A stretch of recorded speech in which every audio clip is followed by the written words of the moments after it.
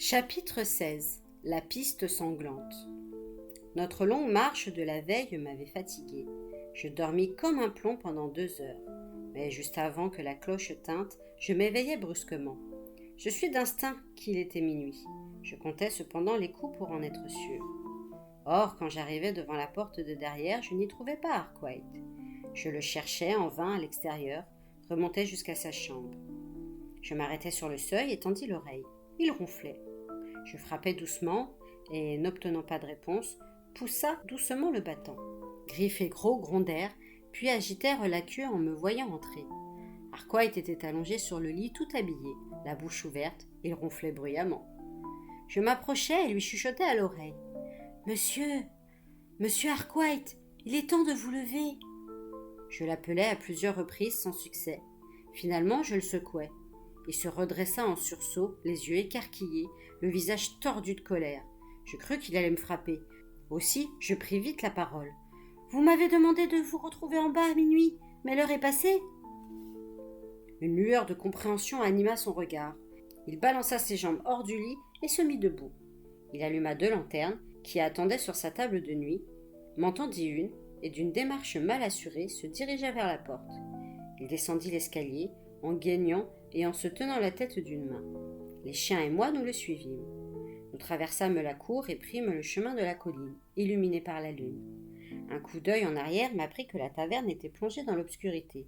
Seule la fenêtre de la grande salle projetait dans la cour un rectangle de lumière. Un brouhaha montait de l'intérieur et une voix éraillée braillait une chanson. Le vent avait chassé les nuages. La nuit était claire et froide.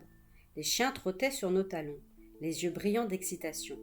Le sentier était raide, qui gravissait le flanc de la montagne du vieux bonhomme. Bientôt, une mince couche de neige gelée crissa sous nos pieds. Quand nous atteignîmes l'étang de la Chèvre, Arkwright s'arrêta. Le petit lac portait bien son nom. Des sabots de chevrette étaient mieux adaptés à ces rives escarpées que des pieds humains. De gros rochers rendaient la berge la plus proche presque inaccessible. Mais Arkwright n'avait pas marqué une pause pour admirer le paysage. Je le vis se plier soudain en deux et vomir, se vidant à grands spasmes de ses excès de bière de la soirée. Je lui tournai le dos et m'écartai un peu, l'estomac à l'envers. Enfin, au bout d'un moment, je l'entendis aspirer de grandes goulées d'air nocturne. Il revint vers moi d'un pas chancelant. « Tu n'es pas malade, Tom Ward ?» Je fis signe que non. Il haletait encore et son visage luisait de sueur. « Le ragoût qu'on a avalé hier soir devait être tourné. Le tavernier va m'entendre demain matin, je peux te l'assurer. » Il inspira de nouveau un grand coup, s'essuya la bouche d'un revers de main. « Je ne me sens pas très bien. Je vais me reposer quelques minutes. » Nous nous assîmes à l'abri d'un rocher et attendîmes en silence. De temps à autre, il émettait un grognement, auquel les chiens répondaient en gémissant. Au bout d'une dizaine de minutes, je lui demandai s'il se sentait mieux. Il acquiesça et tenta de se relever, mais ses jambes se dérobèrent, et il se laissa retomber lourdement. « Ne puis-je pas continuer seul, monsieur Arkwright ?» suggérai-je. « Vous n'êtes pas assez solide pour mener les recherches, ni pour retourner jusqu'à Coniston. »« Non, petit, tu ne partiras pas seul, pas avec Morwen dans les parages.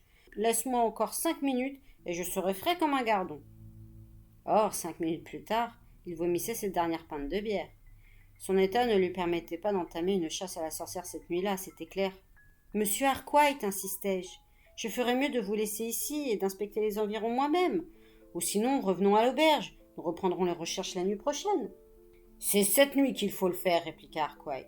Je veux retourner au moulin le plus tôt possible, j'ai déjà été absent assez longtemps. »« Alors laissez-moi au moins explorer les rives du lac Coniston, dis-je. J'emmènerai l'un des chiens, tout ira bien. » Il accepta à contre-cœur. « D'accord, tu as gagné. Je n'aurai pas la force d'aller jusqu'à Coniston. Tu vas suivre en sens inverse le chemin que nous avons pris et arpenter le nord-ouest du lac. Laisse les volets de la lanterne fermés, pour ne pas attirer l'attention. Si tu repères Morwen ou n'importe quelle autre créature suspecte, ne prends aucun risque. Suis-la à bonne distance. Méfie-toi de son œil de sang et tâche seulement de localiser son repère. Rien d'autre. Tu reviendras ici me faire ton rapport. Si je me sens mieux, j'entamerai une recherche dans le coin. Plus tard, nous explorerons ensemble le lac Leven. Emmène la chienne, elle te donnera une chance de t'en tirer en cas de danger. Tu sauras retrouver la route de Coniston ?» Je lui assurai que oui. La carte était clairement fixée dans ma mémoire. « Très bien, bonne chance, et à plus tard. » Il se pencha pour chuchoter quelque chose à l'oreille de Griff, et il lui flatta le flanc. Je fermai les volets de bois de la lanterne et me mis en route, la chienne trottant docilement à mes côtés. À peine avais-je fait 30 pas que j'entendis Arkwright recommencer à vomir, et le ragot n'y était pour rien, j'en étais sûre. Je marchais ainsi vers Coniston, accompagné par la chienne et par la lune qui montait lentement au-dessus des bois. Alors que je descendais la colline, un cri sinistre s'éleva au-dessus de moi. Je me figeai, tous les sens en alerte. C'était peut-être un avertissement ou un signal. Il retentit de nouveau, et je me souvins où et quand je l'avais entendu pour la première fois. Dans le marais, juste avant ma rencontre avec Morwen. Je distinguai alors une forme sombre, sûrement un oiseau, qui volait vers l'étang de la chèvre. Cet étrange volatile avait-il un lien avec Morwen ? Si certaines sorcières utilisent la magie du sang ou des ossements, d'autres ont à leur service des animaux qui deviennent leurs yeux et leurs oreilles. Je décidai d'interroger Arkwright à ce sujet dès mon retour. Je traversai rapidement les rues du village, désertes. Seules quelques rares fenêtres étaient encore éclairées. Les pattes de griffes ne faisaient aucun bruit sur les pavés. Une fois la dernière maison dépassée, je contournai un peu le lac vers le nord avant de m'installer à l'abri d'un bosquet d'où je pouvais observer la rive. Les eaux calmes scintillaient au clair de lune. Le temps passait lentement, et malgré toute mon attention, je ne vis ni entendis rien de notable. Je me mis à penser à Alice, me demandant ce qu'elle faisait et si je lui manquais autant qu'elle me manquait. Je pensais aussi à mon maître, John Gregory. Était-il tranquillement dans son lit à Chipenden, ou bien tapis dans l'obscurité comme moi à guetter quelques créatures maléfiques?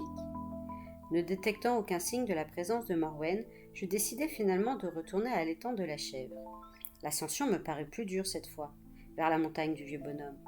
Enfin, la neige durcie craqua sous mes pas, et je suivis nos empreintes jusqu'au petit lac. J'avançai aussi silencieusement que possible, pour ne pas attirer l'attention de qui ou quoi que ce fût qui hanterait les lieux. Alors que nous approchions de l'endroit où j'avais laissé Arkwright, Griffe poussa un hurlement, puis elle bondit. Surpris autant qu'effrayé, je marquai un temps d'arrêt avant de m'élancer derrière elle. Je dus m'aider de mon bâton pour ne pas déraper sur la surface gelée. En m'approchant, j'ôtai les volets de la lanterne pour mieux voir, et je crus que mon cœur s'arrêta de battre. Arkwright et Crow avaient trouvé Morwen. Ou plutôt, c'était elle qui les avait trouvés. Crow gisait sur la neige, dans une flaque de sang, la gorge ouverte. Il y avait des traces de pas autour de sa dépouille, celles de pieds palmés armés de griffes. Une traînée sanglante menait à la rive du petit lac, laissant Griffe pleurer à longs gémissements sur son compagnon mort. J'empoignai fermement mon bâton et suivis la piste macabre. La lumière de la lanterne éclaira le bâton d'Arkwright sur le sol et une de ses bottes émergeant à moitié de l'eau. Le cuir était en lambeaux, comme si on lui avait arraché du pied. J'imaginai tout de suite ce qui s'était passé. Morwen avait tué le chien, puis elle avait crocheté Arkwright avec la redoutable griffe de son index et l'avait tiré dans l'eau. Puis je remarquai d'autres empreintes sur le sol, d'autres pieds palmés, beaucoup d'autres. Morwen n'avait pas agi seule. L'avait-elle attaqué en sortant du lac, tandis que les autres l'encerclaient, ne lui laissant aucune chance de s'échapper? La peur me desséchait la gorge. Elle était peut-être encore là, à me guetter sous la surface de l'eau. Elle pouvait surgir n'importe quand, et je subirais le même destin tragique. Griffe hurlait à présent, et les rochers alentour renvoyaient l'écho de sa plainte déchirante. Pris de panique, je m'enfuis en courant. Peu à peu, les appels de détresse de la chienne s'éloignaient. Craignant soudain qu'elle connaisse le même sort que son compagnon, je m'arrêtais et la sifflais. 3 fois, je recommençais. Ne la voyant pas venir, je repartis vers l'auberge à toutes jambes. Avec la gueule de bois qu'il tenait, Arkwright n'avait guère dû être capable de se défendre. Bien qu'il avait été un épouvanteur expérimenté, il avait commis une grosse erreur en se laissant aller ainsi à boire, une erreur qui lui avait coûté la vie. Enfin, en sécurité à la taverne, je m'enfermai dans ma chambre à double tour, profondément désemparée. Aux premières lueurs du jour, j'avais pris ma décision. J'allais retourner à Chipenden et tout raconter à l'épouvanteur. Pour être franc, je ne pouvais prétendre avoir eu de l'amitié pour Arkwright, mais sa mort cruelle me laissait sous le choc. Il avait été un bon épouvanteur et aurait pu m'enseigner encore des choses très utiles, vitales même. Malgré son côté tyrannique et son ivrognerie, il s'était montré un puissant adversaire de l'obscur. C'était une perte tragique pour le comté. Et moi, courais-je un danger dans l'immédiat? Il était facile d'enfoncer la porte de ma chambre. Si le tavernier avait joué un rôle dans cette affaire, il avait dû révéler aux sorcières d'eau qui j'étais et où me trouver. Morwen pouvait venir me chercher elle-même et m'envoyer une de ses complices pour me traîner jusqu'au lac. Je me souvins alors des paroles d'Alice à propos des miroirs qui permettaient de communiquer. Il y avait un miroir dans ma chambre. L'épouvanteur n'aurait pas aimé ça, mais j'étais en grand désarroi. Il fallait que je les mette au courant. Mon maître viendrait peut-être à ma rescousse, ou bien il m'attendrait à mi-parcours. Assis sur le bord du lit, je me penchais, posais mes 2 mains sur la surface froide du verre et pensais à Alice, comme elle me l'avait dit. J'essayais de visualiser son visage, me remémorer nos conversations et les bons moments que nous avions passés dans la maison de John Gregory. Je me concentrais de toutes mes forces. Rien ne se passa. Au bout d'un moment, je me laissai retomber à plat dos sur le lit et fermai les yeux. Des images d'horreur couraient sous mes paupières. Le corps de Crow, les traces sanglantes sur la neige, la botte d'Arkwright abandonnée dans l'eau. Je me redressai, la tête entre les mains. Alice avait peut-être perçu mon appel, utilisant des sortilèges que sa tante, les îlosseuses, lui avait enseignés. Elle était peut-être penchée sur son miroir, là-bas, à Chipenden. Cela marcherait-il, alors que nous étions si loin l'un de l'autre? Mais si mon maître la surprenait, comprendrait-il que nous n'avions pas d'autre solution? Et s'il en profitait pour la renvoyer? Si c'était juste l'excuse dont il avait besoin? Au bout d'une dizaine de minutes, je plaçai de nouveau mes mains contre le miroir. Cette fois, je pensais à l'époque où j'avais accompagné Alice chez sa tante Astomine. Je me revis en train de déguster les délicieux lapins qu'elle avait attrapés avant de les retirer à la broche. Je me rappelais sa main prenant la mienne, et comment je m'étais senti à la fois coupable. L'épouvanteur n'aurait pas approuvé, et tellement heureux. C'est alors que le miroir se mit à briller. Le verre tiédit sous mes paumes, et soudain, Alice me regardait. Sa bouche remuait, mais je n'entendais rien. Je savais que les sorcières utilisaient les miroirs pour s'espionner ou surveiller leurs victimes, mais communiquaient-elles en lisant sur les lèvres les unes des autres? Je secouai la tête pour signaler à Alice que je ne saisissais pas ce qu'elle me disait. Elle se pencha, et le miroir se couvrit de buée. Vite, elle écrit. Qu'est-ce que ça signifiait? Après un bref instant de perplexité, je compris. Le message était écrit à l'envers. Souffle et écris. À mon tour, je lâchai mon haleine sur le verre et traçai. Arkwright a été tué par une sorcière d'eau appelée Morwen au secours. Le visage d'Alice réapparut, l'air effrayé. De nouveau, elle souffla et répondit. Cette fois, je n'eus pas de mal à lire. Où es-tu? J'essuyai le verre avec ma paume et répondis.